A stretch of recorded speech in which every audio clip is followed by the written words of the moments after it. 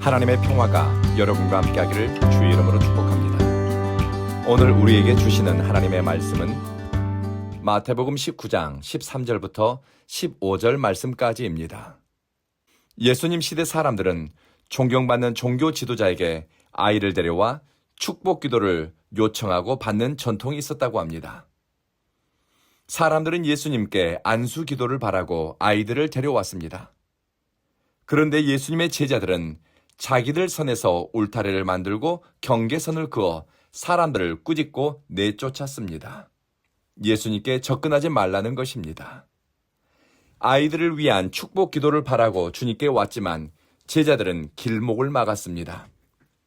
그러니 아이들은 제자들에게 막혀 예수님께 가까이 다가갈 수 없었습니다. 그리고 제자들이 아이들을 데려온 사람들을 꾸짖으니 예수님 주변에 낯뜨겁고 민망한 상황이 벌어졌습니다. 예수님은 이것을 보시고 아이들을 내버려 두어라. 내게로 오는 것을 막지 말라. 하늘나라는 이런 사람들의 것이로다. 그리고 아이들에게 손을 얹어 기도해 주셨습니다. 제자들이 예수님께 향하는 길목을 막았고 또 아이들을 데려온 사람들을 나무란 것은 그들 속에 어린아이를 경시하거나 무시하는 당시의 시대 문화적 정서가 그대로 담겨 있기 때문입니다. 작은 것은 약하고 약한 것은 무시당합니다. 사회적 영향력이 적은 존재는 차별당하거나 자신의 권리를 빼앗깁니다. 예수님은 누구든지 목마르거든 내게로 와서 마시라며 누구나 초대하셨습니다. 수고하고 무거운 짐진 사람들은 누구라도 주님께 나오라며 팔 벌려 환대했습니다.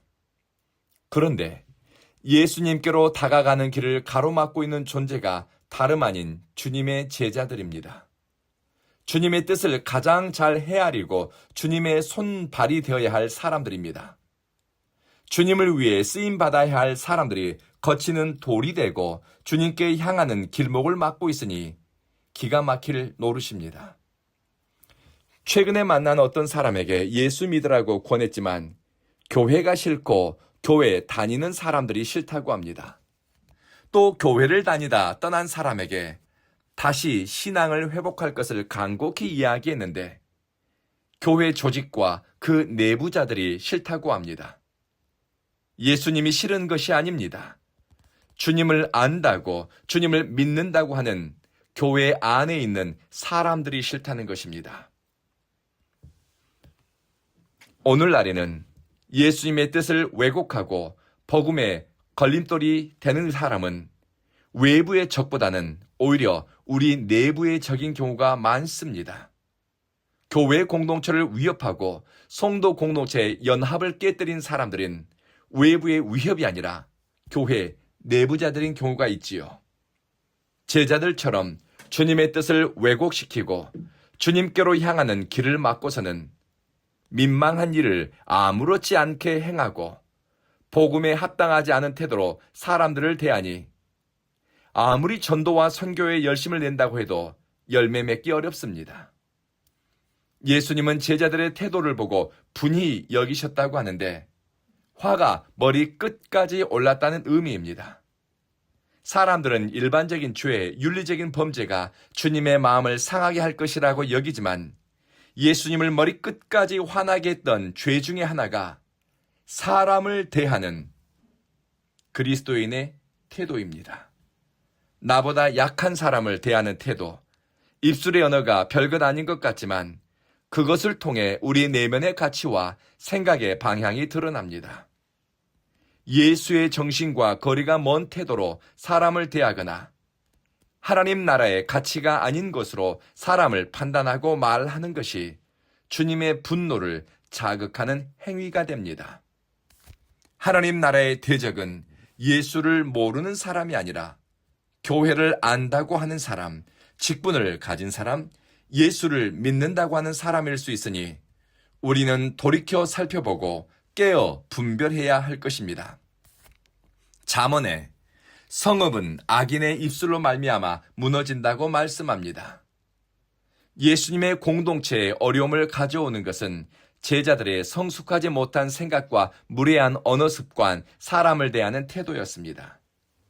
오늘날에도 교회 공동체가 시험 들려고 하면 교회 내부자들의 성숙하지 못한 태도와 무례한 언어가 교회 안에서 성도들과의 관계 속에서 절제 없이 여과 없이 사용됩니다. 지혜가 자랄수록, 성령의 인도하심을 따라갈수록 내가 사용하는 언어 습관과 또 사용하는 단어를 살피게 됩니다. 그리고 성령님이 내 마음을 만지실 때마다, 말씀이 내 마음을 감동시킬 때마다 사람을 대하는 내 태도와 하나님께로 향하는 내 신앙의 중심, 그리고 일상에서의 눈빛까지 성찰하게 될 것입니다. 예수님의 제자들은 당시 세상 풍습대로 지역 정세대로 행했는데 뭐가 문제냐고 항변할 수도 있겠지요. 하지만 예수님은 우리가 사는 지역의 정서를 뛰어넘고 내게 익숙한 태도와 언어 생활, 심지어 아이들을 대하는 태도까지 예수 믿고 변화되기를 원하십니다. 복음은 예수 안에 있는 진리는 우리를 익숙한 대로 살게 하는 것이 아니라 어린아이, 가장 작고 영향력이 없는 사람을 대하는 태도까지 변화시키며 그들을 그리스도에게로 향하는 길을 열어줍니다. 주님은 어린아이들을 막지 말라고 하시며 아이들과 같이 겸손하고 말씀에 순종하는 사람에게 천국이 허락된다고 다시 한번 강조하셨습니다. 어린아이와 같지 않으면 천국 시민이 될 수 없다는 것입니다.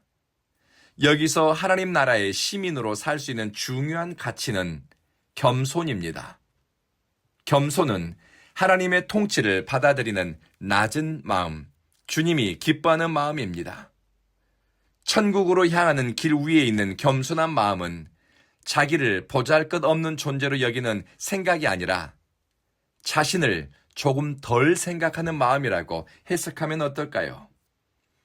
C.S. 루이스는 어린아이가 놀이에 몰입할 때 자기를 잊어버리는 것처럼 참된 겸손은 하나님과 이웃에게 몰입하고 집중하는 마음, 이기적인 본성 또는 자기 중심성을 내려놓는 마음이라고, 또 그 마음을 덜어내는 것이라고 정의했습니다. 오늘 기도하실 것은 사람을 향한 우리의 태도와 또 일상에서 사용하는 입술의 언어가 복음의 걸림돌이 되지 않도록 천국의 가치와 복음의 의미를 담아내는 성숙한 인간관계와 언어 습관의 발전을 위해 기도합시다. 또 지역 정서와 성장한 문화적 배경, 전통과 관습의 생각과 의식, 삶의 태도가 길들여지거나 고착화되지 않고 날마다 성령 안에서 새 마음이 자라고 의식의 변화가 일어나기를 구합시다. 마지막으로 하나님의 능력과 돌보심을 전적으로 의지하는 겸손, 익숙한 일상에서 하나님의 은총과 신비를 발견하는 기쁨, 과거에 대한 후회나 미래에 대한 염려에 붙잡히지 않고 지금 여기서 하나님을 신뢰하고 의지하는 겸손을 갖게 해달라고 기도합시다. 기도하겠습니다. 자비하신 주님, 복음의 걸림돌이 되지 않게 하소서. 사람들과의 관계에, 사람을 대하는 태도에, 그리고 일상의 언어 습관과 삶의 태도에 복음의 가치를 담아내게 하소서. 사랑하는 주여, 온 교회 예배자로 나오는 성도들은 하나님의 은혜에 현재와 미래를 내어 맡기는 신뢰가 견고하며 복잡한 계산이나 이해관계보다는 주어지는 말씀을 받아들이고 순종하는 단순함을 몸으로 익히게 하소서. 그리고 일상에 나타난 하나님의 은총과 신비를 발견하는 좋은 눈을 갖게 하시니 시간이 갈수록 믿음의 진보가 일어나게 하소서. 온 교회는 예배자들의 교회이고 주님의 영광을 구하는 겸손한 사람들의 교회입니다. 주님이 이 교회를 붙드시고 자라게 하시고 열매 맺게 하시니 이 교회를 찾는 사람들마다 빛의 열매, 생명의 열매, 은총의 열매를 풍성히 맺게 하소서. 오늘도 주님 손 붙잡고 하루를 버티고 바르게 살고 온전히 걷는 법 배우기를 원합니다. 우리 구주 예수님 이름으로 기도드립니다. 아멘.